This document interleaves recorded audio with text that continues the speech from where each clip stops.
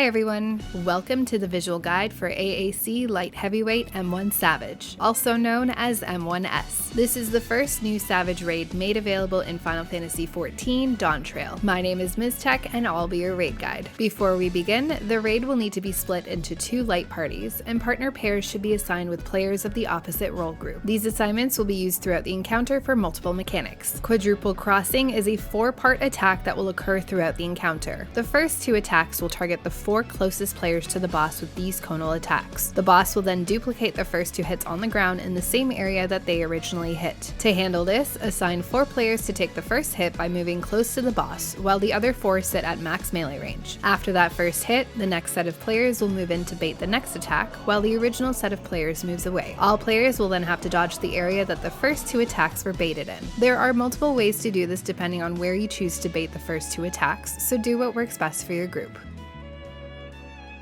Biscuit Maker is a 2-part tank buster that will target the primary target. The first part will deal high damage and apply a slashing resist down debuff. This is followed by a second hit that deals massive damage. Tanks will need to swap enmity during the cast and take both hits with cooldowns, or simply use an immunity to solo both hits. The boss will then cast 9 lives, splitting her soul and giving her the ability to spawn adds that can replicate her abilities. 1-2 Paw is a 2-part attack that will target the 2 halves of the room with a cleave based on the boss's glowing side. Players will need to identify which claws are glowing and move to the opposite side of the boss to dodge that first hit. Immediately after, they'll need to move to the other side to avoid the second hit. Next up, the boss will begin to cast Soulshade. This will spawn 2 adds on the platform, with one always facing through the center of the room and the other at an angle. These adds will replicate the same 1-2 paw pattern of attack the boss just cast, and players will need to find the safe spot formed by the overlapping attacks. As soon as the first hit goes off, they'll need to adjust to the opposite safe spot to avoid the second hit. As this is happening, the boss will cast another 9 lives and then either quadruple swipe or double swipe. If she's casting quadruple swipe, all players will need to stand in their assigned pairs around the boss to share the incoming damage that will target all players of a role group. If she's casting double swipe, the players will need to split into their assigned light parties to share the incoming damage on 2 players. The boss will cast Soulshade again, spawning another ad. This ad will spawn sleeping and will not be active for some time. Immediately after, a large pink arrow marker will appear on the platform and the boss will begin to cast Leaping Quadruple Crossing. Right before the cast completes, the boss will leap to the arrow marker and Quadruple Crossing will go off from that spot. This can be baited in the same way as stationary Quadruple Crossing, or you can adjust your bait order to facilitate things like melee uptime, as we do here. Whichever way you choose to bait, make sure to dodge the 2 follow-up attacks in the same spot after. As you're dodging the final attack, the Soulshade ad will copy the previous Quadruple Swipe or Double Swipe attack, and players will need to either stack in their light party groups or meet up with their partner in the available safe area. Bloody Scratch will deal massive raid-wide damage. Shield and heal as necessary. Next up, the boss will jump to the center and cast Mouser. The tiles will begin to flash red, indicating that they will soon be hit by the boss, cracking it in the process. Any tile that flashes red twice will be destroyed, and players will need to avoid these areas or fall to their death. To handle this, focus on the 4 inner tiles, as 2 will always survive, regardless of the boss's pattern of attack. Watch the red flashes very closely and move into the single hit tiles once the attack starts to go off. Once all of the tiled attacks have gone off, some tiles will be repaired to form a 2x4 platform. As this is happening, the boss is casting Copycat, and a clone will appear on the edge of the platform. This copy will target all 4 players of one role group with Elevate and Eviscerate, an attack that will either slam them into the tile that they're standing on or knock them a set distance forward, cracking the tile that they eventually land on. If the Copycat is standing up and their left paw is glowing, the attack will slam the player into the tile that they're standing on. If the Copycat is crouching down and the right paw is glowing, the attack will launch the player into the air and forward a set distance. Both of these attacks will also blast through all of the tiles in a cross pattern from the tile of attack.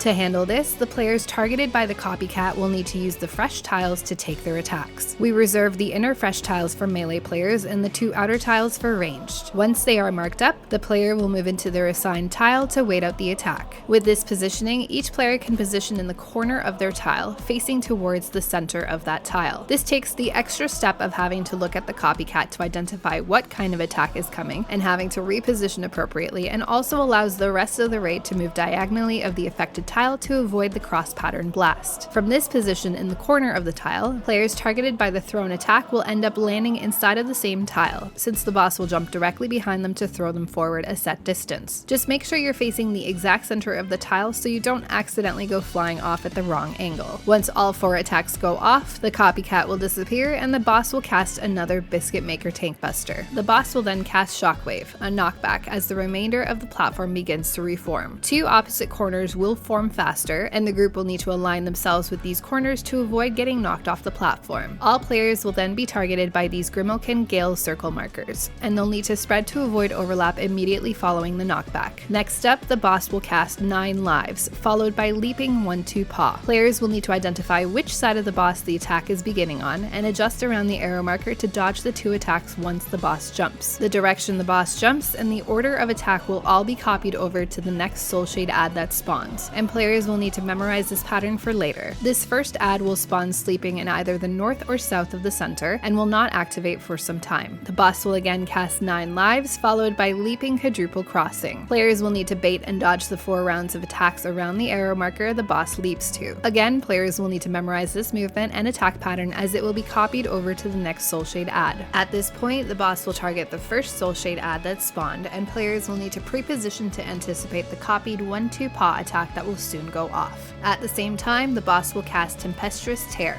targeting 2 players with lineup markers. The raid will need to split into their assigned light parties and share the incoming damage within the appropriate safe area for the ad's attack, before moving to the opposite side to avoid the second hit. Once the copied attack goes off, this ad will disappear and the raid can pre-position for the second ad attack. During this time, 4 players of a role group will be targeted by Nail Chipper with these orange markers. These players will need to move away from the boss to avoid baiting the first set of incoming quadruple crossing attacks, as these attacks cannot overlap. Once this first attack goes off, the remaining 4 players will be targeted with another round of Nail Chipper markers, while the original group moves in to bait the second set of quadruple crossing attacks. Make sure to dodge the next 2 sets of attacks as necessary. This second ad will then disappear and the boss will cast another Bloody Scratch AoE blast, followed by the start of another Mouser mini phase. Identify the safe tiles and stand on them while the rest of the tiles are destroyed. The boss will again cast Copycat, and the 4 players of the opposite role group that was targeted during the first Mouser mini phase will need to prepare to handle the incoming Elevate and Eviscerate attacks. These attacks are handled in the same manner, only this time the rest of the raid will also be dealing with Overshadow, a lineup marker on a random player, or Splintering Nails, a 3-part attack that targets 1 damage dealer, 1 healer, and 1 tank with a conal attack at the same time. For Overshadow, the raid will need to line up in a safe tile to share the incoming blast. For Splintering Nails, the raid will need to spread within the safe tile by role. To keep things consistent, we have the tanks on the left edge of the tile, the healers in the middle, and the damage dealers on the right edge. This ensures enough spacing to avoid overlap of the attacks regardless of whom it targets. Once all 4 attacks go off, the boss will again cast a Biscuit Maker Tank Buster, followed by another Shockwave knockback. Line yourself up with the fast forming corners to avoid getting knocked off, and then spread to avoid overlapping the Gale circle attacks. Next up, the boss will form 2 passable tethers on 2 random players and begin to cast Raining Cats. The players with tethers will be targeted by large conal attacks that also apply slashing resist down debuffs that persist for some time. The closest and furthest players to the boss will also be targeted by shareable damage that will apply a magic resist up debuff that lasts 3 seconds. These attacks will occur 4 times in a row. An easy way to handle this is to assign 2 damage dealers to take the first round of tethers to the left and right in front of the boss, while the rest of the raid splits into 2 groups to share the incoming damage behind the boss.